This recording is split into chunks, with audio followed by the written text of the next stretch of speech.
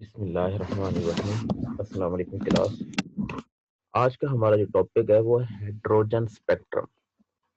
कल हमने स्पेक्ट्रम पर ब्रीफली बात की थी, ठीक है, और उसको एक फुल एक तरह अच्छी तरह एक्सप्लेन किया था।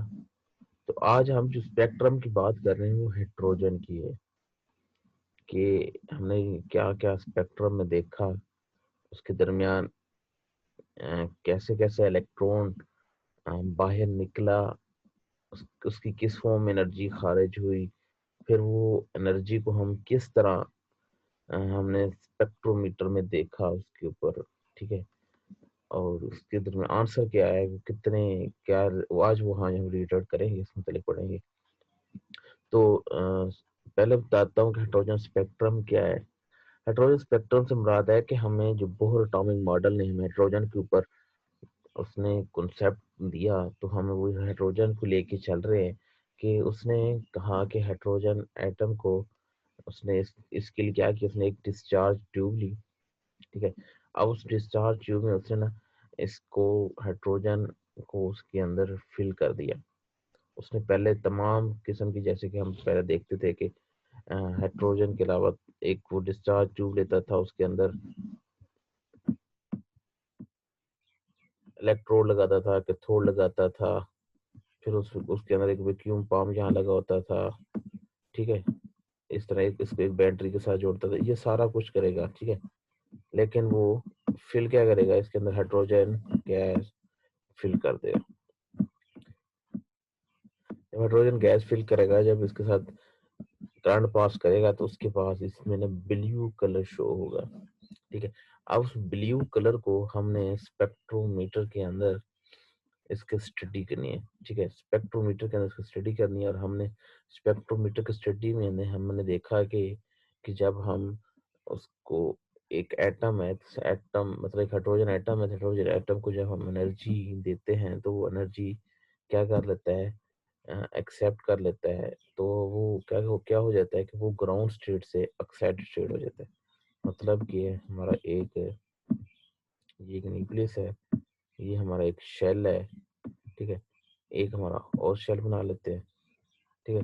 अब वो क्या हुआ कि ये हाइड्रोजन का एक इलेक्ट्रॉन होता है, जब इसको एनर्जी मिली तो इस एनर्जी इसने एक्सेप्ट करके, वो क्या हुआ, एनर्जी जब एक्सेप्ट करेगा तो उसकी एनर्जी लेवल बढ़ जाएगा, तो वो लो से हायर एनर्जी स्टेट में चला जाता है। तो वो क्या होता है, ग्राउंड से एक्साइटेड स्टेट में चला जाता है। तो हमने स्पेक्ट्रोमीटर के अंदर देखा कि उसने एनर्जी को रिसीव करके वो लो एनर्जी लेवल से हाई एनर्जी लेवल में चला गया। फिर जब वो नॉर्मल हुआ तो फिर उसने एनर्जी रिलीज करके दोबारा ही ग्राउंड स्टेट पे आ गया, एनर्जी रिलीज करके दोबारा ही एक्साइटेड स्टेट से ग्राउंड स्टेट पे आ गया, ठीक हो गया। अब हम देखते हैं हाइड्रोजन स्पेक्ट्रम।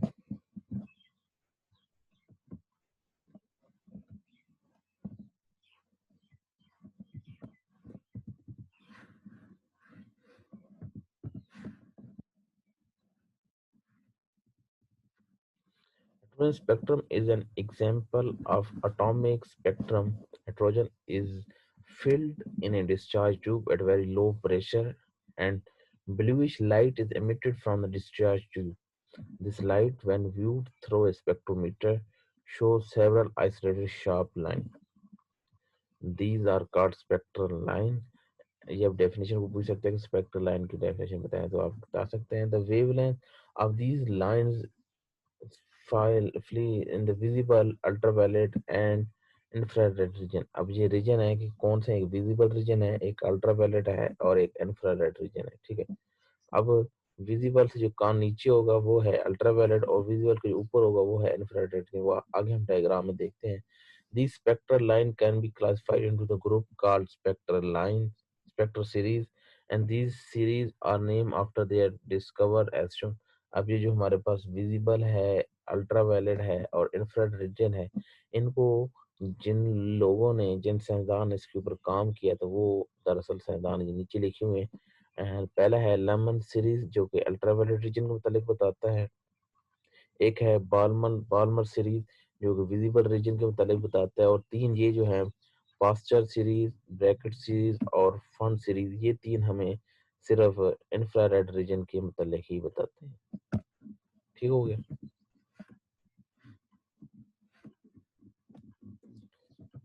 अब the first 4 series were discovered before bore atomic model के बोर एटॉमिक मॉडल से पहले हमें ये 4 साइंसदानों ने इसके ऊपर काम करके बता दिया था। The wave number of its series line is hydrogen spectral and given table. It is seen from table that was pursued from lemon series, fun series that have ये हमें ना उसने कुछ एक टेबल बना के दे दी है कि उसमें से जब हाइड्रोजन एटम में से जो रिजल्टेंट बनता है वो कैसे आता है, वो हम ना इस टॉपिक एज एंड पे ना ये निकालेंगे इसके ऊपर काम करेंगे, ठीक है।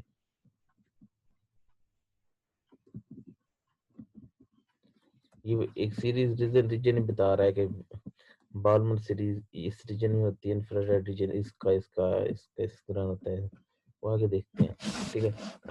अब origin of hydrogen spectrum on the basis of Bohr model. According to Bohr, electron is hydrogen atom may revolve in any orbital depending upon its energy. When hydrogen atom gas is heated or subjected to an electric discharge, its electron move from one of the lower orbital to higher orbital। जो कि मैंने बात अभी की थी कि हमारे पास क्या है, एक न्यूक्लियस है, तो न्यूक्लियस के गिर्द एक इलेक्ट्रॉन है हाइड्रोजन का। तो हाइड्रोजन का एटम का जब एक इलेक्ट्रॉन क्या करता है कि उसको हम एनर्जी जब देते हैं तो वो एनर्जी क्या करता है, गेन करके वो लो से हायर एक्साइटेड स्टेट के अंदर चला जाता है। अब्जॉर्बिंग क्या कहते हैं, electron move from one of the lower orbital to higher orbital, absorbing particular wavelength of energy. Subsequently, when it come back, the same energy is released। जैसे वो नॉर्मल कंडीशन में आता है तो दोबारा ये एनर्जी रिलीज करके वो हायर एनर्जी से एक्साइटेड स्टेट से ग्राउंड लेवल पे आ जाता है, ठीक है। The energy is absorb as radiation of particular wavelength in the form of bright light. कहता है कि ये जो एनर्जी जब ये ऊपर जा रहा था या नीचे आ रहा था, जब एनर्जी इसने रिलीज की तो वो किस फॉर्म में थी, एनर्जी लाइट की फॉर्म में थी, जो कि हमें ब्राइट लाइन हमें नजर आएंगी in certain region of emission spectrum of hydrogen gas, जो कि हमारे पास बताएंगे कि ये हाइड्रोजन गैस की ही लाइन से हैं, ठीक हो गया।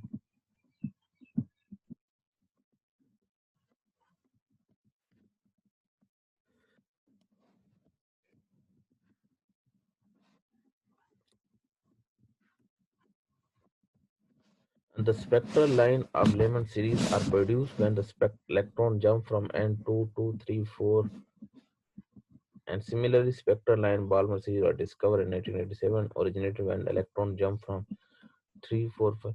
अब ये कहता है कि बार्मन सीरीज के मतलब ये इस डायग्राम के अंदर बता रहा है कि हमारे पास ये है लेमन सीरीज। क्या है कि अगर कोई एटम यहाँ से जंप करके दूसरे शहर में चला गया है, ये अब 1 2 3 ये असल में बता रहे हैं, ऑर्बिटल बता रहे हैं, मिकदार बता रहे हैं कि ये के है, ये एल है, ये एम है, ये एन है। मतलब कि जैसा कि हम बताते हैं कि भाई ऑर्बिटल नंबर 1 ऑर्बिटल 2 3 ये उसको मतलब बता रहे हैं कि अगर इलेक्ट्रॉन फर्स्ट ऑर्बिटल जंप करके दूसरे में चला जाए या तीसरे में चला गया था या चौथे में या पांचवें या छठे सोन जहां भी चला गया था, और जब नॉर्मल कंडीशन हुई तो वो एनर्जी रिलीज करके डायरेक्ट अपने शेल में वापस आया है कि फर्ज करो ये छठे शेल से एनर्जी रिलीज करके फिर पहले में आ गया था या पांचवे से पहले में चौथे से। तो इसके मुतालिक जो बताता है हमें वो है लेमन सीरीज। क्या है लेमन सीरीज, और हमें ये जो रीजन है ये है अल्ट्रावायलेट रीजन। कौन सा है, अल्ट्रावायलेट रीजन है, जिसकी ना ये वैल्यूज बताई जा रही है कि ये इसकी को 8.2 ये इसके दरमियान इसकी रेंजेस हैं, ठीक हो गया।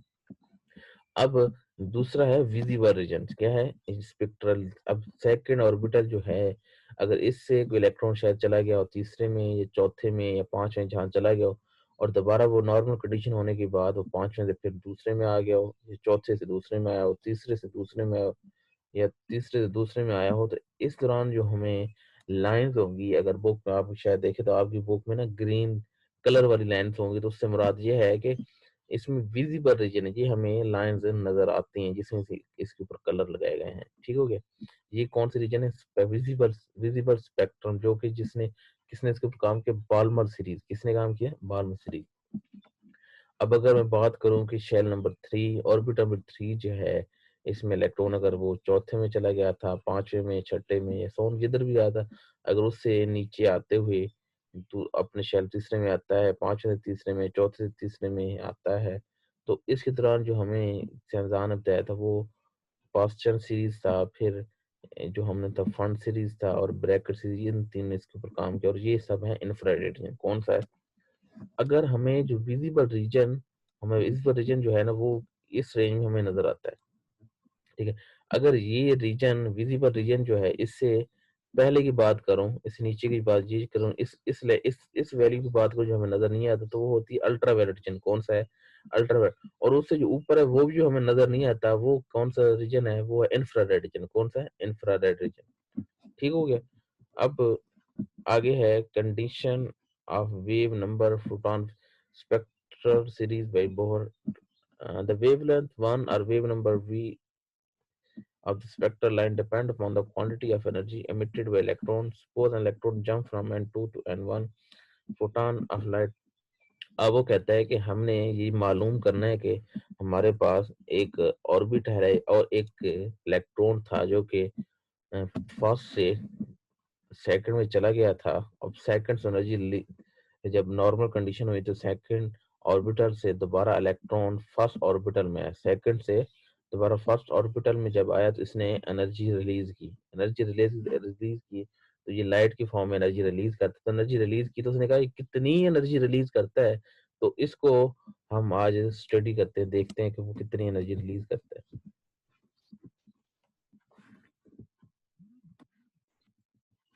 अगर आपको याद हो कि हम अगर एनर्जी निकालना चाहें, अगर हम एनर्जी निकालना चाहें तो हमारा एक ये एक ऑर्बिटल है, पहला न्यूक्लियस था, दूसरा इलेक्ट्रॉन है, तीसरा इस जगह चला गया है। अगर हम चेक करना चाहते हैं कि ये इलेक्ट्रॉन यहाँ से यहाँ गया था, अब वहाँ यहाँ से फिर वापस यहाँ आ गया है।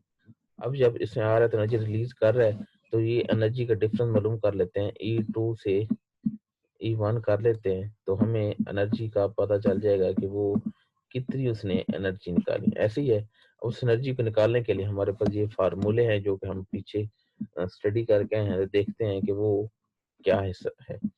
अब आपको पता हो कि एनर्जी का फार्मूला क्या है? Z square E square m divided by 8 epsilon not n square और h के जी। हमारे पास ई का हमारे पास कल आया था, आंसर आया था, जो पिछले लेक्चर हमने स्टडी किया था, तो उसका आंसर ये वाला आया था। ठीक हो गया। ये है E1।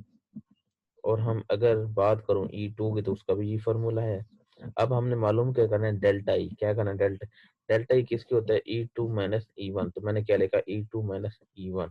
अब E2 वाला मैंने ये वैल्यूज लिखी और ये मैंने E1 वाला लिख दी। अब हमने अगर बात करूं इसमें कि क्या हमारे पास वैल्यूज हैं, देखें जेड स्केयर एम ई एप्सिलॉन नॉट एन एच, ये हमारे पास है। ठीक है। अगर जेड की बात करूं, प्रोटॉन मास इलेक्ट्रॉन की बात करूं या एप्सिलॉन नॉट की बात करूं, एन के अलावा अगर एच किसका, ये हमारे पास कौन, ये हमारे पास क्या है? कांस्टेंट है। क्या है?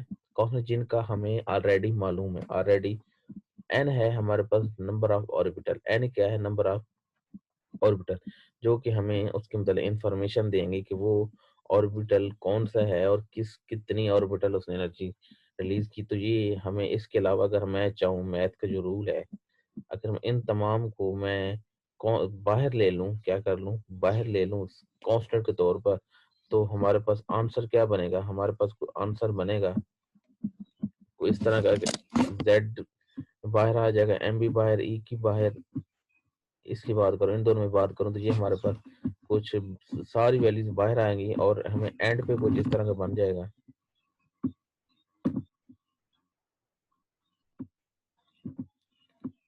1 divided by n square minus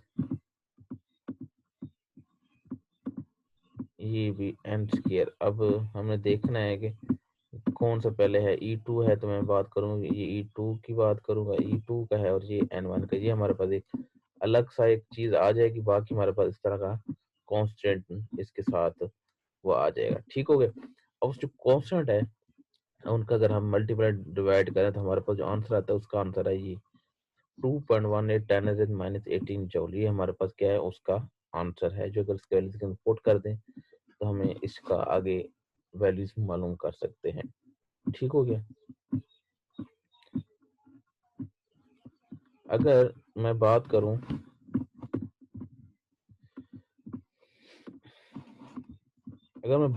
कि हमने जो मालूम करना है वो करना है वेव नंबर। क्या मालूम करना है? Wave number. अगर आपको याद हो तो हम एक दो लेक्चर पीछे हमने वेव नंबर निकाला था। जो कि हमने बताया था कि energy is equal to h nu होता है, और हमने इस एच व्यू के जरिए वी से हमने दोबारा वहाँ वेव नंबर निकाला था जिसके ऊपर वी डैश था। बिल्कुल था ना। हमने यहाँ क्या करना है, वी डैश पुट करना है, वो वाला वेव नंबर निकालना है। अभी आप देखें कि ये हमारे पास जो एनर्जी है, ई इसकी जगह मैंने एच व्यू लगाया है। एच व्यू इसे पुट के उससे आगे वो वाला पूरी वैल्यू लिखी है। एच इधर मल्टीप्लाई उधर जाएगा, डिवाइड हो जाएगा। हमारे पास एच स्क्वायर मल्टी पहले है तो ये डिवाइड होगा, उससे मल्टीप्लाई करेगा तो एच की पावर बढ़ जाएगी। ऐसे ही है। अब आगे है कैलकुलेशन ऑफ वेव नंबर। ये अभी तक वो जो पीछे था वो हमने कैलकुलेशन इसके लिए कर रहे थे कि वेव नंबर के लिए कर रहे थे, ठीक है। अब उसने कैलकुलेशन की तो वी हमारे पास आया सी वेव नंबर के बराबर है। अब मैंने इसके वी की जगह मैंने ये सी वी डैश लगा दिया। ठीक हो गया। अब सी हमारे पास क्या है, सी भी एक कांस्टेंट है, लाइट कांस्टेंट है, ठीक है ना। तो मैं इसको क्या करता हूँ, इधर मल्टीप्लाई और उधर उधर भेज देता हूँ तो ये क्या इधर डिवाइड हो जाएगा। ठीक हो गया। अगर देखूं तो हमारे पास जेड एम ई एप्सिलॉन नॉट एच और ये सी, ये हमारे क्या है, सारे कांस्टेंट है। ऐसे ही है। तो मैं यहाँ कुछ भी इनकी वैल्यूज जो हैं वैल्यूज पुट करके इनका आंसर ले सकता हूँ। लेकिन यहाँ एक बता दूं कि ये हमारे पास जेड है, हमारे पास इलेक्ट्रॉन जेड प्रोटॉन को शो करता है, तो हमारे पास प्रोटॉन एक है, तो अगर वन का स्केयर लूँ तो आंसर क्या आएगा, वन होगा। तो इसने इस इक्वेशन में वन नहीं लिखा। ठीक हो गया।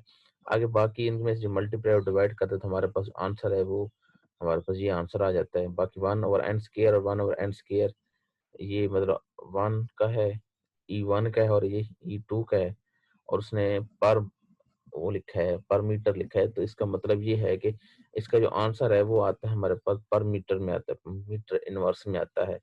ठीक हो गया। इसका जो रिजल्ट है आंसर किस में हमारे पास आया है, पर मीटर में है। बाकी अब इसमें वैल्यूज पुट करते हैं एन में और एन वन में और एन टू में। जब एन वन में अब हमने तीन सीरीज पढ़ी है, लेमन सीरीज, बाल्मर सीरीज। अब उन सीरीज के मुताबिक पुट करते हैं। अगर एन वन स्केयर और टू स्केयर पुट करें, मतलब वन और टू का मालूम करना हो, वन और थ्री ऑर्बिटल का मालूम करना हो, वन और एप्सिलॉन नॉट का मालूम करना हो, तो वो वैल्यूज पुट कर दें तो हमारे पास ये आंसर आ जाता है। ठीक हो गया। एन वन हो एन टू हो तो उसका मतलब एन वन और थ्री हो, ये वैल्यूज पुट कर सकते हैं।